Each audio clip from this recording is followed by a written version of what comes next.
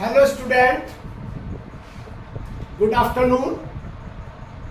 It is my 8th video of the same chapter life processes excretion.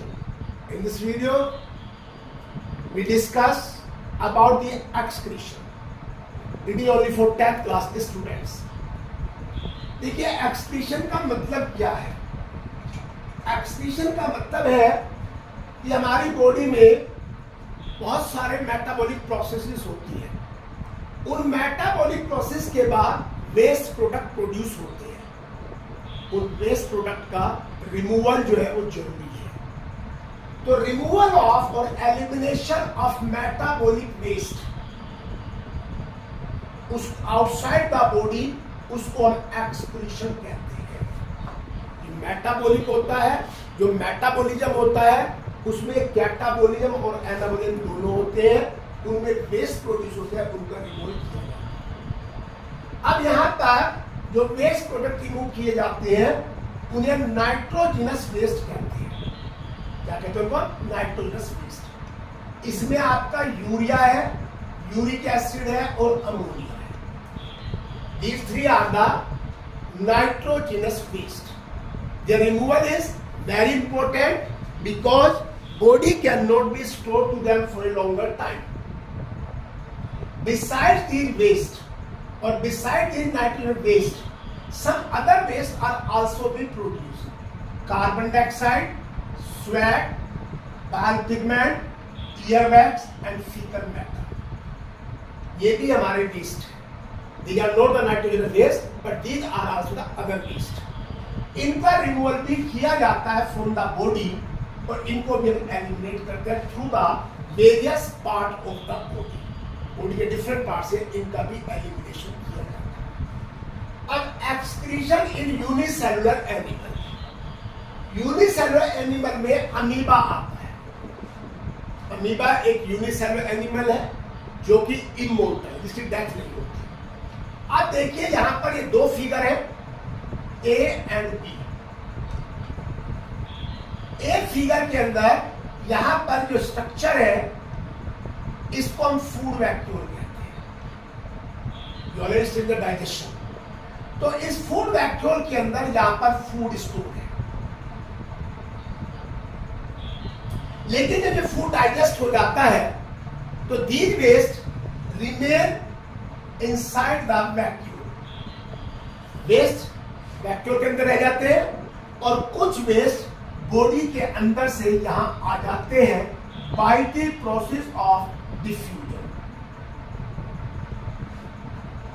Diffusion की process के through waste कुछ food vacuole के अंदर store होते हैं जो डाइजेशन के बाद बच जाते हैं और कुछ साइटोप्लाज्म से यहां आ जाते हैं। अब इस स्ट्रक्चर को हम कॉन्ट्रैक्टाइल वैक्यूल कहते हैं। The food vacuole is turned into the, or is called the contractile. This contractile vacuole remove the waste outside the body. ये outside the body उनको remove कर देते हैं जितने waste अमीबा में प्रोड्यूस होते हैं। तो contractile vacuole ये एक्सेस वाटर को रिमूव करता है और वेस्ट प्रोडक्ट को बॉडी से बाहर निकालता है। इसके बाद आता है osmo regulation.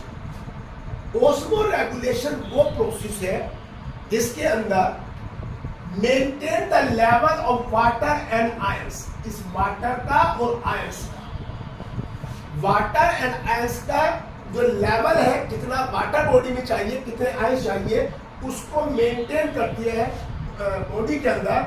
It is called osmo regulation. उनके मेंटेन को ओस्मो रेगुलेशन कहते हैं, बॉडी फ्लो। अब यहां पर एक्सक्रीशन इन ह्यूमन बीइंग। देखिए ह्यूमन बीइंग की बात करें, ह्यूमन बीइंग के अंदर वेल डेवलप्ड एक्सक्रीटरी सिस्टम होता है। वेल डेवलप्ड एक्सक्रीटरी सिस्टम होता है क्योंकि मल्टीसेल एनिमल है। तो इस एक्सक्रीटरी सिस्टम के पार्ट है नंबर 1 किडनी, सेकंड यूरेटर, तीसरा यूरिनरी ब्लैडर और चौथा यूरिथ्रा। ये 4 पार्ट हैं इसके एक्सक्रीटरी सिस्टम। अब जो किडनी है ये एक कंपैक्ट स्ट्रक्चर है और इसका साइज 10 सेंटीमीटर लॉन्ग है 5 सेंटीमीटर वाइड है और 3 सेंटीमीटर थिकनेस के अंदर है। इसका जो मेजरमेंट है 10 centimetre long, 5 centimetre wide and 3 centimetre जो है it is thick. This is the these are the measurement of the kidney. अब जो हर each kidney is a bean shape, ये बीन शेप होती है और इसके अंदर देखिए किडनी है, इस किडनी के अंदर यहां पे डिप्रेशन है, इसको हम हाइलम कहते हैं। Hilum is the depression, it is called hilum. अब इस हाइलम से फ्रॉम दिस हाइलम किडनी के अंदर रीनल आर्टरी आती है और रीनल वेन वहां से वापस बाहर आती है।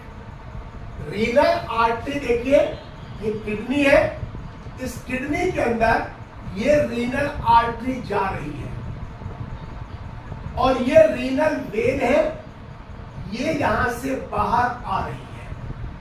It is come to the outside renal vein. तो रीनल आर्टरी जो है ये जो ब्लड को लेके जाती है, दिस ब्लड जो ब्लड रीनल आर्टरी जाता है, it is loaded with urea and other waste product.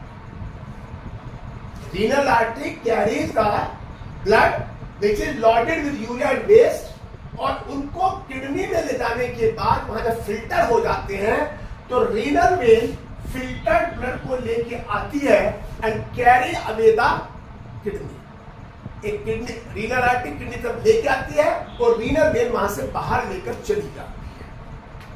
अब है यूरेटर।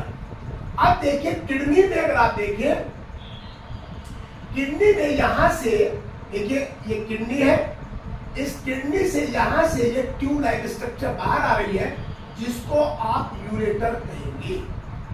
ये भी हाइलम से जाती है, हाइलम से रीनल आर्टरी जाती है, रीनल वेन और वहीं से यूरेटर आता है। तो यूरेटर जो है ये ट्यूबलेस स्ट्रक्चर है, पेयर्ड है और किडनी से यूरिन को ले जाकर के यूरिनरी ब्लैडर में छोड़ देता है। It post the urine after collecting from the kidney and pour into the urinary bladder. और यूरिनरी ब्लैडर में यूरिन स्टोर होता है, एक बैग लाइक स्ट्रक्चर होती है, इसमें यूरिन का स्टोरेज होता है। अब होता क्या है, इस यूरिनरी ब्लैडर से देखिए ये यहां पर यूरिनरी ब्लैडर है, ये यूरिनरी ब्लैडर है, इसके अंदर यूरिन आया और ये कहलाता है यूरिथ्रा।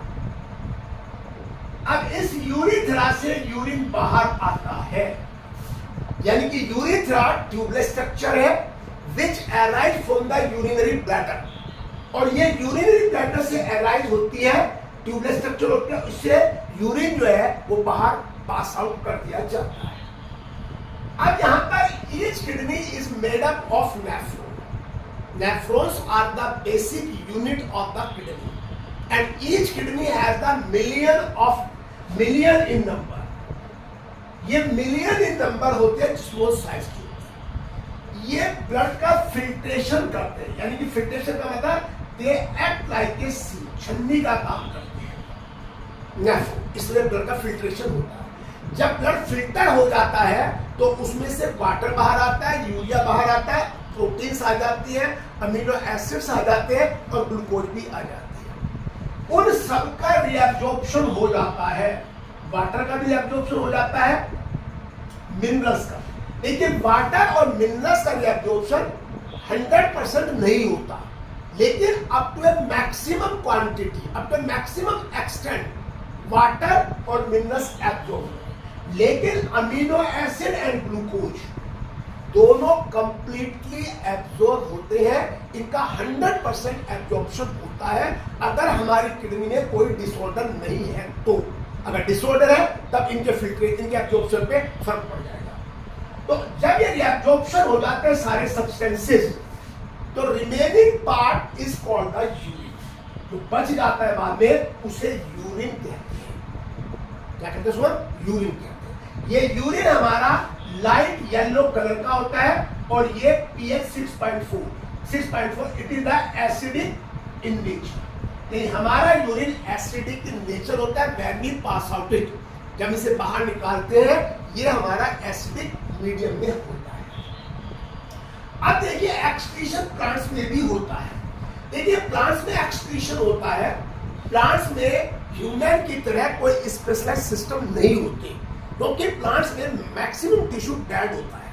तो इसलिए यहाँ पर फोटोसिंथेसिस में ऑक्सीजन प्रोड्यूस होती है और रेस्पिरेशन में CO2 प्रोड्यूस होती है। तो उससे प्रोड्यूस होती है बाई प्रोडक्ट्स। तो ये जब है oxygen and CO2 are eliminated through the stomata. ये स्टोमेटा लीफ में प्रेजेंट होते हैं, मैंने आपको न्यूट्रिशन प्लांट्स में बताया था, उस वीडियो में आप देख सकते हैं। तो स्टोमेटा लीफ में प्रेजेंट होते हैं, उनसे O2 और CO2 ऑक्सीजन और CO2 बाहर आती है जो फोटोसिंथेसिस में प्रोड्यूस होते हैं। एक्सेस ऑफ वाटर, अगर पानी ज्यादा है तो वो ट्रांसपिरेशन के थ्रू बाहर आ जाता है थ्रू दी स्टोमेटा। ट्रांसपिरेशन की प्रोसेस होती है और उसमें स्टोमेटा के थ्रू वाटर बाहर आ जाता है, जिसे वाटर का लॉस हो जाता है। प्लांट्स में ज्यादातर टिश्यू डेड होता है जो स्क्लेरेंकाइमा होता है और इसके अंदर वेस्ट इकट्ठे हो जाते हैं। स्क्लेरेंकाइमा टिश्यू, अब स्क्लेरेंकाइमा वेस्ट इकट्ठे हो जाते हैं, these waste do not reach the harm to the plant, क्योंकि प्लांट का वो टिश्यू डेड है, उसको कोई हार्म नहीं होता। कुछ वेस्ट हमारी लीव में भी इकट्ठे हो जाते हैं। Leaves are also collect the waste, or waste are deposited to there. When the leaves are detached or fall from the leaf, along with the leaf, waste are also being removed. जब leaf गिरती है, कुछ waste हमारे तो convert हो जाते हैं गम में और रेजिन्स में हो जाते हैं। ये गम और resins they are the waste of the plant and store in the dead cells, इन जाइलम के अंदर स्टोर हो जाते हैं, ओल्ड जाइलम में।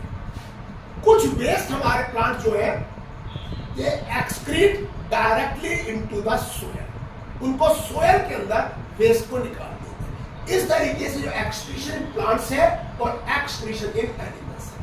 आप इस वीडियो को देखिए, लाइक करिए, शेयर करिए और इसको जो है आप सब्सक्राइब करना ना भूलिए।